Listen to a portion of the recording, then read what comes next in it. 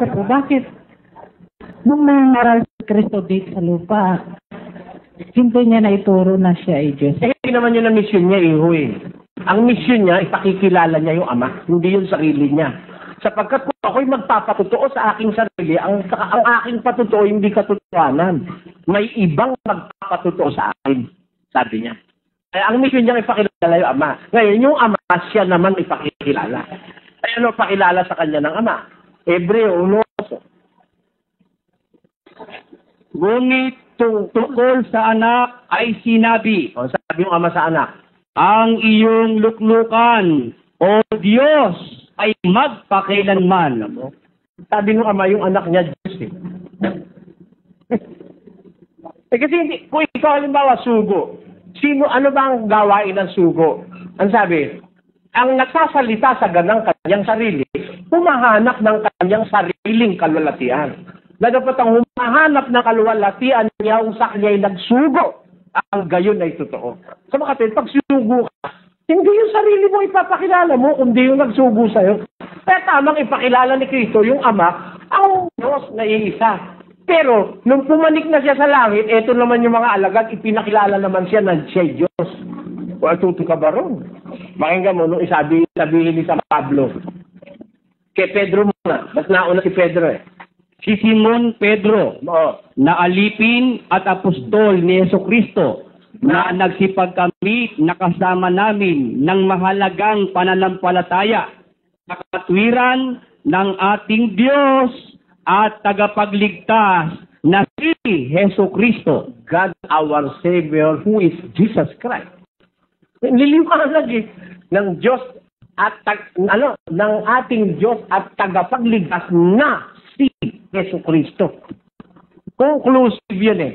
Diyos at tagapagligtas na si Jesucristo. Si Pablo ano sabi? Na hintayin yaong mapalad na pag-asa at ang pagpapakita ng kaluwalhatian ng ating dakilang Diyos at tagapagligtas na si Jesucristo. Liwanag si Kristo yun. Dakilang Diyos at tagapagligtas. Kaya, nung nasa langit na siya, ipinakilala naman siya ng mga apostol na siya Diyos. At di naman katakatakaw sabihin siya Diyos. Anak ng Diyos ba naman? Sasabihin mo tao. Anak ng Diyos yun eh. Siyempre, Diyos may anak. Diyos ang anak. Tao may anak. Tao ang anak. Di ba? Anak ng kalabaw, kalabaw. Anak ng kambing, kambing. Di ba? Kalagayan ng tinutukoy doon. Eh kayo, kung bigyan kayo ng argumento ng liligaw kayo, bakit? Pagkabay ka anak ng presidente, presidente na.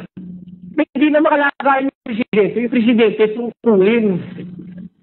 Di ba? Ang kalagayan, tao, anghel, Diyos. Yung anak ng Diyos, Diyos. Yung anak ng Espiritu, Espiritu. Yung anak ng tao, tao. Pero presidente, hindi naman nanganganak ng presidente. Hindi naman kalagayan yun eh. Kaya ang filosofya sa inyo, bakit pagkabay ka anak ng presidente, presidente ka na? Bakit? Halimbawa, anak ako ng hari, hindi ba pwedeng maghari? Hina naman ang ama ko pag hindi niya ako lagay ng hari.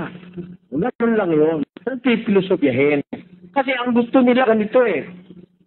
Si Pedro ay lumalangoy. Ang isda ay lumalangoy. Si Pedro ay lumalangoy. Kaya si Pedro ay isda. Yun ang kanilang filosofya. Para man pagka lumangoy ka, isda ka na. Di ba? O, di ba? Ang kanilang paniniwala, si Kristo raw, kaya tao, dahil daw, ang Diyos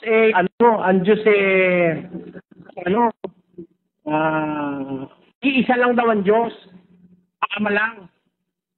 Yung Diyos na yung Espiritu. Kaya yun daw, yung Espiritu, si Kristo raw hindi Diyos dahil may laman at saka may buto. Yun ang kanilang argumento eh. Maling argumento yung ginagawa sa inyo ng... Alam mo mga pastor nyo, ang natutunan sa Biblia yung ibabaw.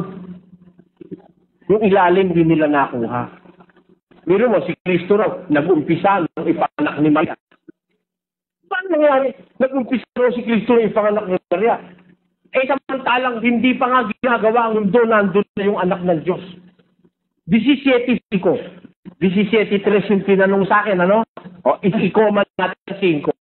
At ngayon, Ama, luwalhatiin mo ako sa iyo. Luwalhatiin mo ako sa iyo rin ng kaluwalhatian ang aking tinamo sa iyo bago ang sanlibutan ay naging gayon. Tamo? Niluwalhatiin mo ako sa iyo ang kaluwalhati ang aking tinamo. Past tense. Ano? Tinamo sa iyo bago pa ang sanlibutan ay naging gayon. Di wala pang sanlibutan, meron ng anak. Tapos sasabihin mo tao, imposible. De los imposible.